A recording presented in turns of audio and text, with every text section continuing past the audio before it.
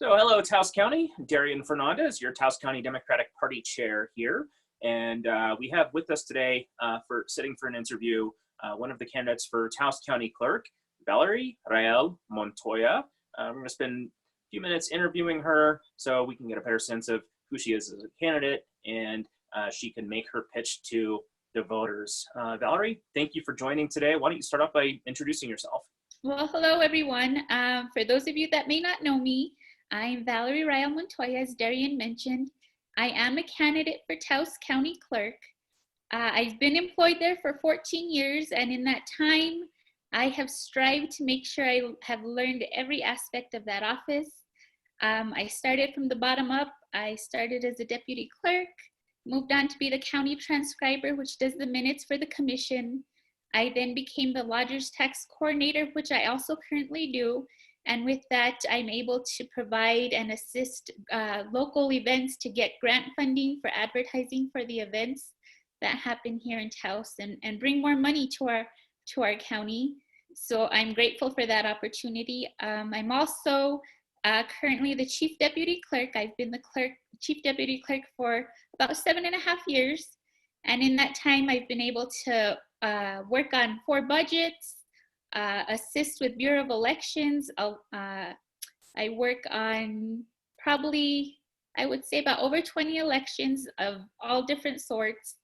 And I worked from start to finish on those. So from start to finish, I mean, like, it's not just a month or 2 before an election. We're way probably 9 to 6 months before preparing for them.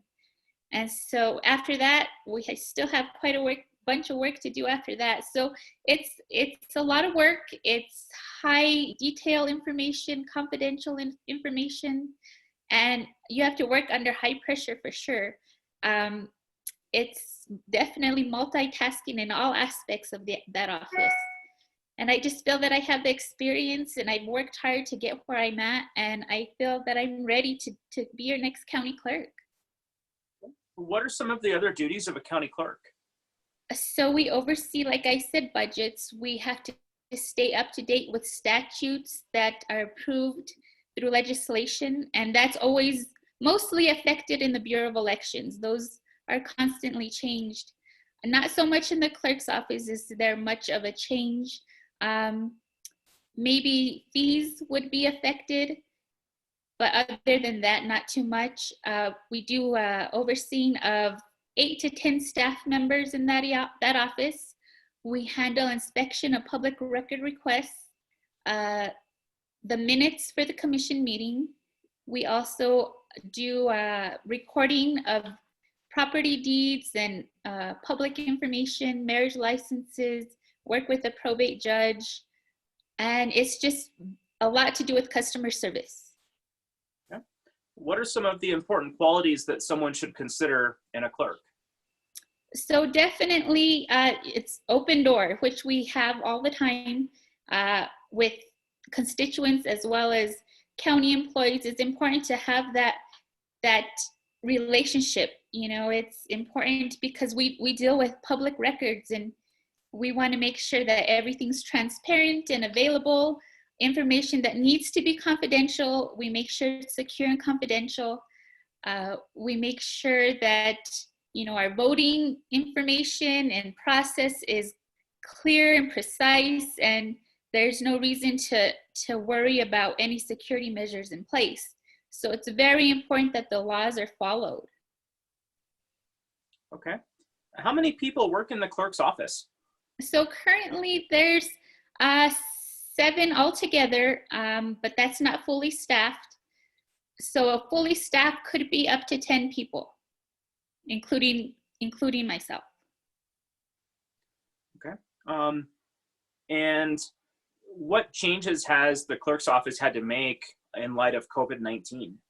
Yeah, definitely there has been some changes that we've had to adhere to. Definitely having to follow the 6 feet distance. We have our polling booths set apart quite a distance at the current location at the commission chambers and at our alternate sites. We make sure everybody that goes in is protected. Our poll workers are protected. We have masks, gloves. We sanitize the machine and pens that are used. And we just make sure and enforce those measures are in place. You know, it's the safety is a big concern for us, and we don't want anybody to get sick. Okay. What changes or improvements do you hope to bring to the clerk's office? So I would really, really like to strive to bring online service to our recording side of the office. I think that's crucial, especially in this situation right now. A lot of people could access their records or information that they're looking for from home, rather than having to come in or call, and they can actually see what they're looking for and requesting from home. And so online records is a big push for me. E-recording is also very important. That would be good for all those title companies or real estate agencies that need to do recordings from out of state, out of another town. It would be convenient for them and easy for us. Okay. What's the budget in the clerk's office? So we have 4 different budgets that are dealt with in there. The first budget is the clerk's budget. The second budget is a recording fee budget.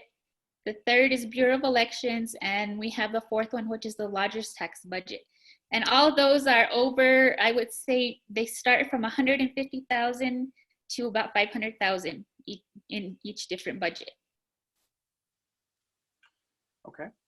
And in any given year, how many people do you think walk through the doors of the clerk's office seeking records or wanting to file records or things like that? So I can definitely say that we are the busiest office in the county building. It's constant traffic. We probably have at least the minimum per day would be 100. But Mondays and Tuesdays would be our busiest. I would say everybody's coming in after the weekend getting their business done, or even end of month when realtors are trying to close on their real estate mortgages or whatever contracts. We accommodate those. But yeah, it's constantly busy in there, constantly. Okay. How often does the clerk's office work with some of the other elected officials in the county, like the treasurer, the assessor, the county commissioners? So definitely we work a lot with the county commission, because we do work with them for attending meetings, taking their minutes, attesting to their resolutions and ordinances. We work with the assessors as far as getting our recorded information has to flood over to them so they can make the correct changes and update their records. And from them, the assessors, they get the information to the treasurer. So it's all kind of a circle effect. We all need each other. Okay. We've seen clerks statewide and across the country really taking an active role in helping to advance different legislation and policies in recent years. Can you tell me a little bit about like what you would want to really help with specifically in the community as the county clerk? So yes, it's important. We have in the past, we have a great group of clerks throughout the state, and we all get together when it's time for legislation, when that occurs, when we feel that there's something that we all are in agreement with that needs to be passed or supported. We all get down there to Santa Fe and we push and call our representatives and our senators and let them know, hey, this is important and this is how it's going to affect our office. And you know, we work on it daily, and we lobby for them to get those changes made, especially like I said, in the election side. Those are the major changes that happen. So it's important that our representatives and senators know how it's actually going to affect us, because we are hands-on actually doing the work. Mm-hmm. What specific changes to the election code do you feel would help increase turnout, not just in Taos County, but statewide? So I think, so for Taos specifically, because I know in other counties there are what's called VCCs, and those are voter convenience centers, and those are placed throughout the county where if you're a voter from the Carson area and you happen to be in Taos and you forgot to vote at your polling location, you can vote at any of those VCCs. That way you don't have to worry about not making it to the polls on time. So I think that's really important and something that we need to do here in Taos for sure. I also think it would be great if we could pursue and somehow work with the schools to work with possibly the history teachers or government teachers to inform our high school students that are going to be able to vote how important it is. Because I think right now they don't realize how important voting is and the aspects that it brings. And I think if we could just show them, you know, maybe if we could take a voting machine to the high school and have them vote on things and show them the excitement about it, I think that would be great. Okay. How would Taos County go about setting up those voter convenience centers that you were talking about? So we do have to get those approved through the Secretary of State's office. That once that's approved there, we have to take it to our Board of County Commission, explain the process and what's needed, and we could put those in place. And definitely, I mean, funding is a big issue. We have to make sure we can apply those funds to the voting machines because, you know, it's expensive and we have to work with the different vendors that provide those amenities to us. How much would that cost? Definitely. So it could cost, right now we have 4 VCCs that are going to be in place for this election. And that was about roughly $20,000 for the 4. And so we have 47 polling locations currently.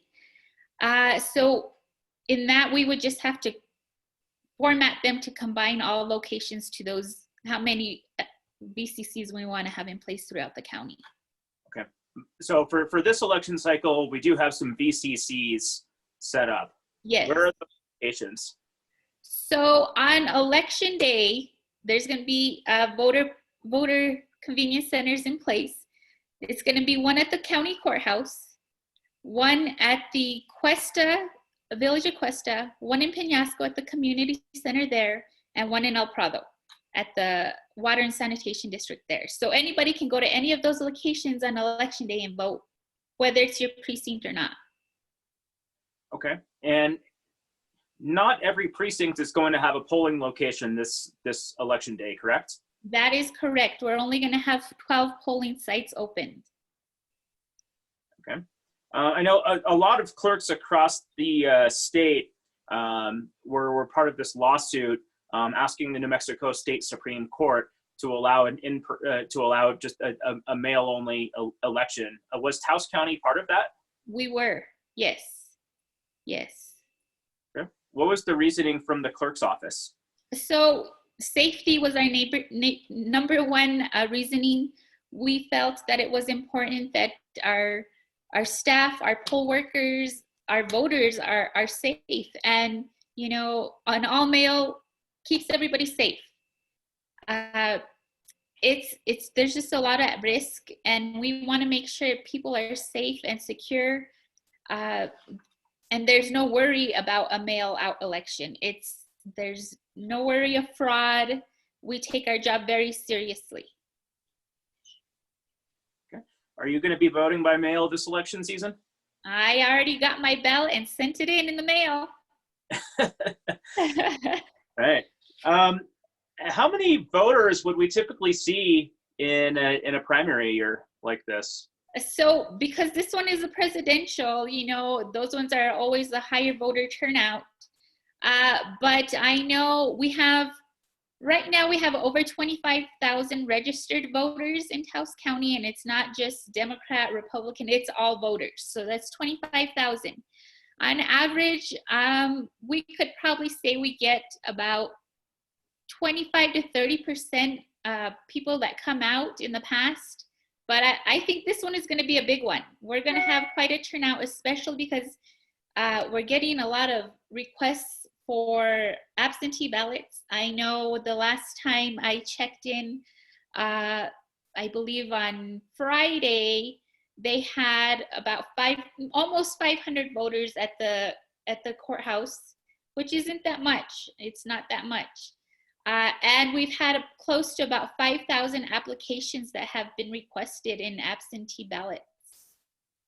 Oh, gosh, and what's the deadline to request those applications and the deadline to turn them in? Okay, so normally it's May 28th is the last day you should request, but I strongly recommend that you do not wait until that day, just because mail is quite delayed. They're really busy right now with all the, everybody's doing stuff online and by mail, so it's kind of delaying things. So I would definitely try and say that if you want to vote by mail and you haven't made your request yet, put that in as soon as possible. And if you can, get it in that week or two before the election, just to make sure. And you don't have to mail in the application. If you have one, you can drop it off at the county clerk's office. That way they can get it processed that day. Then it's just a few days after that you should be receiving your ballot. Once you get your ballot, you can also mail that back, but if you want to turn it in person, you can do that. Okay. Does it come postage paid, or do you have to pay for your own stamps, and how many stamps are required if so? Okay, so right now, because of everything that's going on in the Secretary of State and all the clerks are pushing for the all mail, to vote by mail, postage is paid for your ballot. So when you're ready to submit your ballot, you do not have to put postage. Okay. It sounds like the county clerks work a lot with the Secretary of State's office. Absolutely. Yeah, that's a very close relationship you have with them. You're constantly in contact with them on a day-to-day basis, especially during election. And even when it's not election, when they have suggestions or ideas, we have a great group that we can work together, throw ideas out there, and, try and see what works best for everybody. Because, some counties are obviously bigger than others. Bernalillo is very big compared to Taos, obviously. Mm-hmm. So it's just good to hear their ideas, our ideas, and make it work. Okay. So in any normal election year, candidates would be knocking on doors day and night right now. Obviously, that's not the safest way to campaign at the moment. Right. What are you doing to get the word out? So for myself, I am doing mailings. I'm calling people that I do happen to see when I'm out at grocery shopping. I talk to them, but it's definitely a lot of calling, social media, newspaper, and just word of mouth is really what it is right now in this time. And which is unfortunate because, it's hard. You want to reach out and talk to the people and hear what their concerns are and what their ideas are, and maybe any suggestions they have for the office that you're running. Okay. How can someone find more information about your campaign? So I do have a lot of information on my Facebook page. If you go to Valerie Rael-Montoya, I'm on there, and I have a lot of information out there about my experience, the length of the time I've been there, why I feel I'm qualified, a little bit of my family history. So yeah, or you can always email me at montoyavalerie@yahoo.com. I'm willing to talk with anybody if they have any questions or concerns or suggestions. Okay. Well, Valerie, thank you very much for taking some time out of your busy day to sit down and interview with us. We'll have this up on our website and our Facebook page shortly. We're trying to do this for all of the candidates in all of the races so that people can remain informed and remain active in a safe way. And do you have any closing thoughts or statements you'd like to leave with us? Yes, I just want to let the, constituents of Taos County know that it's important, very important, that you go out and vote. If you think your vote doesn't matter, it does. It's crucial, not just this election, but any election, whether it be a small water sanitation election, town election, Kit Carson election, your voice matters. So make a stand and put yourself out there. And it's our community and we love it and we want your input. So we want to represent you well. So our voice is yours. So get out there and vote. I'm number 1 on the ballot and I really appreciate your vote. I have the experience and the knowledge and I love my job and would love to continue to work in my office with an amazing staff. All right. Well, thank you very much. Valerie Rael-Montoya, Taos County. She's running for Taos County Clerk. And you all have a great day. Be safe, vote by mail, and wear a mask and wash your hands. All right. Thank you. No problem. Stay safe. Yep. Take care. Bye-bye.